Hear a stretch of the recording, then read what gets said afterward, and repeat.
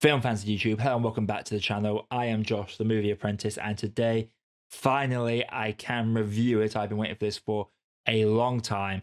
It is The Iron Claw, directed by Sean Durkin and starring Zac Efron, Jeremy Allen White, Harris Dickinson. This follows the true story of the Von Erich family, a iconic wrestling family that went through numerous tragedies in such a short space of time. This is a film that I was highly excited for. Everyone was praising Zac Efron's performance in this, saying he should have got a Best Actor nomination. And this film overall got no nominations when it came to the Oscars. And now that I have finally seen it, I can safely say that A24, you dropped the bomb with this. You really did. This film is incredible. Wrestling in itself is a soap opera stunt show. That is all it is. A circus with stunts and storylines. It is literally a live action movie up front. There is a reason I don't believe we have got a bad wrestling movie ever. So A24, you really dropped the ball, not just with Zac Efron, but for the film as a whole. The cinematography in this is really good. And Jeremy Allen White, Zac Efron's getting all the praise from a lot of people, sure, but for me, Jeremy Allen White as Kerry Von Erich is absolutely incredible. So thanks A24 for really letting this film down, because God, sorry, I should not be ranting. I'm talking about the movie. The movie itself is a great piece of art. Despite all the tragedy and how devastating this film can be, it doesn't even tell the full story. It felt like when they were writing this and planning to tell this tale, they thought it might be a bit too much of a downer if they had the extra Von Erich brother in there, because Chris Von Erich is another one that took his own life, and they basically merge him with another one of the brothers. This is a story that reverberates through wrestling folklore, and it just works really well. Jeremy Allen White as Kerry Von Erich is absolutely incredible. He comes to the film a bit later on, but every time he's on screen, he is eating it up. And Holt as the patriarch of the Von Erich family. Fritz Von Erich is a character that seems divisive.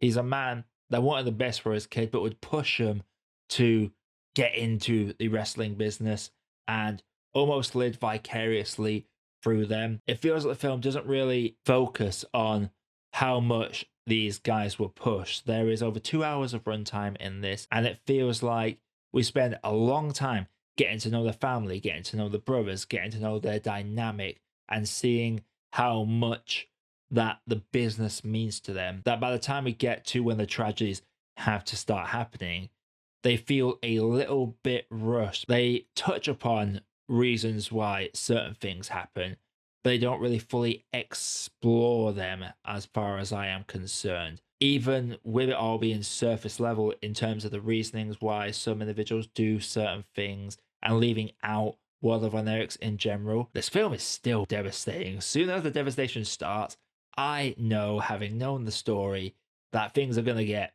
even worse and even darker. It is a rough watch that is not for the faint of heart. Zac Efron as well is fantastic in this. I love the fact that, like a lot of celebrities these days, he actually learned to wrestle a little bit, so there's no stunt doubles happening in the ring there. He is very much doing the moves himself, training with some well-known wrestling stars. The one star I can think of off the top of my head that's definitely in this is Chavo Guerrero Jr.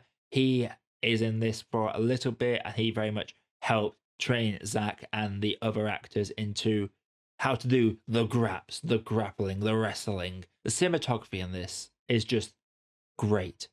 It is absolutely incredible. It's almost in a fly on the wall documentarian style in how some things are played across. There was this fantastic overhead scene. It's literally Fritz briefing three of his sons in the locker room, and it's all told from a top-down perspective. We are looking from above at the events unfolding before us, and it almost acts as a catalyst for the tragedies that are to come later on in the film. I cannot get enough of that particular scene. Zac Efron, I will go back to here, has a great performance in this. It's interesting seeing Zac play this very shy, muscular guy. Like, he is very nervous. He has a love interest in this, and she has to do all the moves to get him to click on that she's into him. Despite his size, he has a very timid demeanor through the majority of the film. So when it comes to him finally letting his emotions get the better of him and he stops being so timid, it's tragic in a way because it's very much too late to be more aggressive and more forthright. There is this aspect of what father says goes, and the brothers always fall in line when it comes to the patriarch's words. And that's where the real tragedy comes in. For all the love that is preached, it does feel like there is definitely a dictatorship within the Von Erich household, and the family and the brothers, just the whole dynamic, it's just brilliantly executed. Another small shot I have to give out as well is to the use of some retro footage. There are times where the film straight up uses classic footage rather than recreated footage with the actors. There is a great moment where they show the Kerry Von Erich Mr. Perfect match at SummerSlam in the early 90s. That is briefly shown, and we hear it play out, and it plays out as a backdrop for an exchange between two other characters. And just the way it is played out is, it's a really good inclusion. They could have steamrolled this with a lot of wrestler cameos, but they do not do that. There are certain moments that wrestling fans will quite like. I quite enjoy the bit where Kevin is going through the books and you just see Andre the Giant's name on there. I like that little Easter egg. A guy plays Ric Flair in this and gives a... I don't want to crap on the actor. This is a very big character in wrestling, for better or for worse. And his promo, his whole 2 minutes of screen time where he's just trying to do a Ric Flair promo, it feels off and it feels unnatural. Obviously, those people that only know of Ric Flair, but they don't actually watch wrestling, probably won't be bothered by this scene too much, but for me, it irked me ever so much just how off this promo felt. But that's me really grasping at straws, because the Iron Claw very much lived up to the hype. The only thing that knocks it down for me into the star rating is, well, basically the fact that despite its runtime, we are only getting maybe 40% of this tragic story. We don't get to go down the pit of despair that several of these brothers go through, and we do not get to see the mental journey for these characters either. We very much focus on Kevin the whole way through, but despite what they strip back, as I've said, this tragedy is played out really well, and it stays devastating. I never cried watching this, which I was a bit disappointed by, but you know that empty feeling in your gut? I held on to that feeling for a good half of the movie. Before I get into my grade, if you like what we're seeing on the channel, click the like button and subscribe for more video reviews like this coming all the time. Without further ado, let's grade this. So, the Iron Claw, it was well worth the wait. Distributors have really shafted this movie when it came to awards season.